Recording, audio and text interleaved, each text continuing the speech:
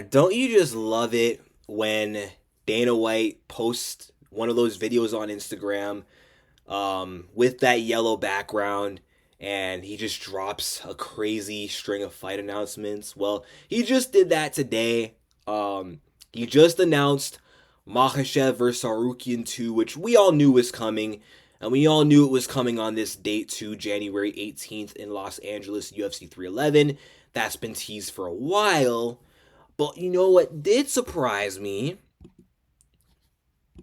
Merab Dvalishvili being ready for January and taking the fight with Umar Nurmagomedov.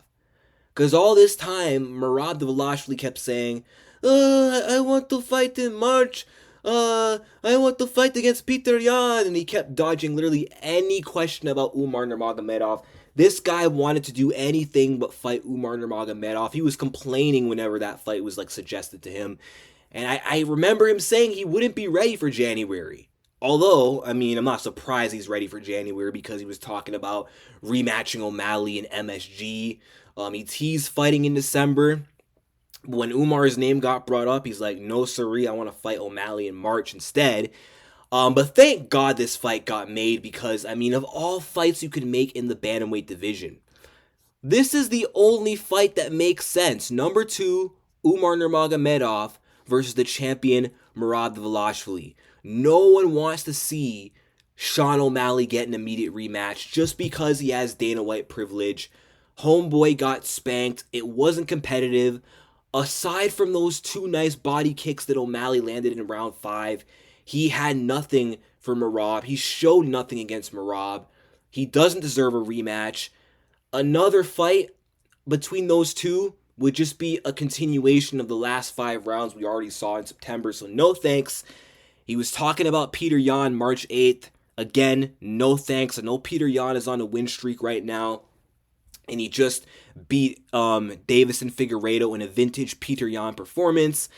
Doesn't matter because Peter Yan already got 50-45 by Merab Dvalishvili. I don't really see how that outcome would be any different. There's just no interest in that fight. I mean, what else makes sense? Davis and Figueiredo, who Merab was wanting to fight. I don't know why that thing just popped up. Hold on, let me just click don't allow. Anyway, that was weird. But yeah, he wanted to. I lost my train of thought, but he wanted to fight Figueiredo, but Figueiredo got matched up with Yan, lost that fight. Sandhagen coming off a loss, Marlon Vera coming off a loss. Cejudo already lost to Merab in his last fight.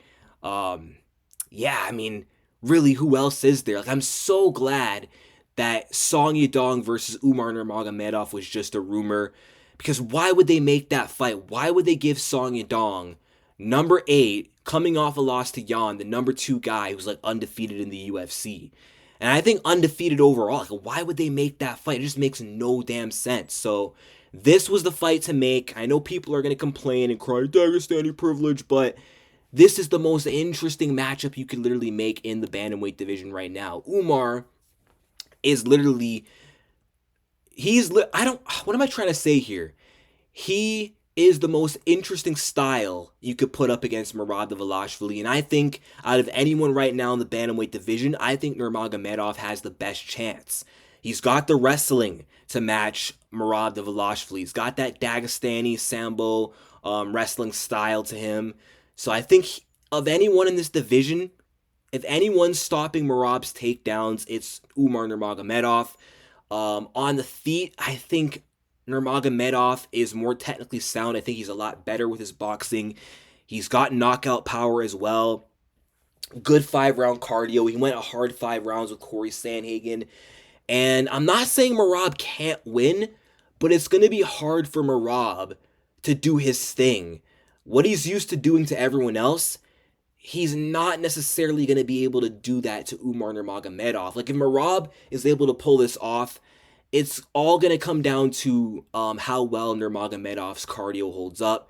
Maybe he could wear him down and maybe win the last few rounds. Maybe he could win this fight based off his cardio alone. But outside of his cardio, what does he have for Umar? Again, the striking, I don't think he has that advantage. Wrestling, he doesn't have that advantage either. I don't know if Umar would be able to implement his wrestling and be successful, but his wrestling will be good enough to defend takedowns. And you know what? In the clinch, I think Nurmagomedov could even counter Merab's clinch game with his inside trips. Because all these Dagestani guys, they specialize at utilizing these inside trips within the clinch when defending takedowns against the cage.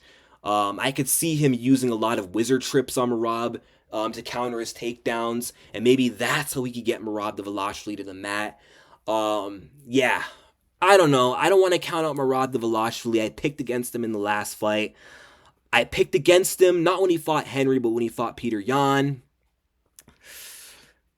Yeah, I don't know. I'm tempted to go with Umar Nurmagomedov. I just feel like he should win. And these Dagestani guys, whenever they're booked to fight for the title, they do not miss, except for Magomed Ankalaev, but he got screwed over by a draw. But when Khabib got a title shot, he won. When Makhachev got a title shot, when fans were complaining about him getting a title shot, and everyone wanted him to lose, he won. Yeah, so I don't think it's going to be any different. Or, wow, I'm basically giving away I'm picking Umar. I don't know if it's going to be any different, but screw it. I'm going to say Umar Nurmagomedov is going to take that belt and new. We might be in for a Dagestani takeover in 2025. And yeah, we might just kick off the year 2025 with Dagestani going 2-0, which then might set the tone for Ankalaev later on that year when he fights Alex Pereira. But looking forward to this. But then also Makhachev versus Tsarukyan 2. Good fight, high level fight. I mean, these two, they fought way back when in like 2019, April 2019 at UFC Moscow, I believe. Or was it Moscow or was it a different part of Russia? I can't remember. But I know there was a UFC Moscow card in 2019. There was two Russia cards in 2019. But they fought on one of them, and it was short notice. Arman Tsarukyan was like, 22 years old. Now when they fight again, Arman Tsarukyan's going to be 28. He's more experienced now. And I mean, the fact that he did as well as he did on short notice at the age of 22 on his UFC debut, that just says a lot for how I think he might be able to do in this rematch now. However, not to say that means he's going to get this one back, because Makhachev has also improved since, and styles make fights. I do think that Makhachev is slightly a step ahead. He beat Charles Oliveira more impressively. I mean, he dominated the fight, and he finished Oliveira. He dropped him, and he finished him on the ground. Arman Tsarukyan didn't finish Oliveira. I mean, he beat Oliveira, but he kind of got by him. He survived that fight. Oliveira ran out of time, and he squeaked out a split decision, couldn't knock him down, couldn't finish him, and was lucky it wasn't a 5-rounder. So I don't know if he's going to beat Islam Makhachev, in all honesty. I think Islam has improved. I think between the first and this fight now, I think Makhachev has improved more with his striking than Tsarukyan has. I think he's got a power advantage over Arman Tsarukyan. I think he's got a wrestling advantage over Arman Tsarukyan. Gamrot was able to take him down quite a few times. And I think Islam can definitely score takedowns. They won't be easy to get because Arman Tsarukyan does have high-level wrestling. He does have good takedown defense. I still think Makhachev will be able to take him down at will and outstrike him if he needs to, and could hurt him on the feet. Arman, I don't know if he's going to hurt Makhachev like that. A lot of Arman's finishes come from being able to get his opponents down and ground and pound them, but he's not taking down and ground and pounding Islam. The only way I really see him winning this fight is maybe if he chins Islam, but I don't think that's going to happen. I mean, I could also see a Arman Tsarukyan decision win, but in a very, very close fight. But yeah, I think that Makhachev is going to get it done, but I'm not counting out Tsarukyan. Tsarukyan does have the tools to get it done. If anyone's beating Islam, it is Arman Tsarukyan. But I just don't know if he's that guy. And I just wasn't that impressed by that performance against Oliveira. I just kind of felt like Oliveira wasn't himself in that fight and was still able to put up a good fight against Arman. But UFC 311 is looking sick. I mean, A great pair of co-main and main event here, or should have used the S at the end, but Makhachev, Armin, the main event, great co-main and Merab versus Umar. And then I don't think the bout order on Tapology is correct, but then you got Yuri Prohaska versus Jamal Hill, Jailton Almeida versus Sergey Spivak, Kevin Holland versus Rainer de Ritter. Amazing matchups, amazing lineup. You got Johnny Walker versus Anthony Smith's clone. So I'm looking forward to this pay-per-view. This is a great way to start off the year 2025. But yeah, I think Makhachev is likely going to take it. And I think Umar Nurmagomedov is going to keep his momentum going. And he just might take that belt and be the next Dagestani champion. But let me know your thoughts in the comment section down below. Like and subscribe, and peace out.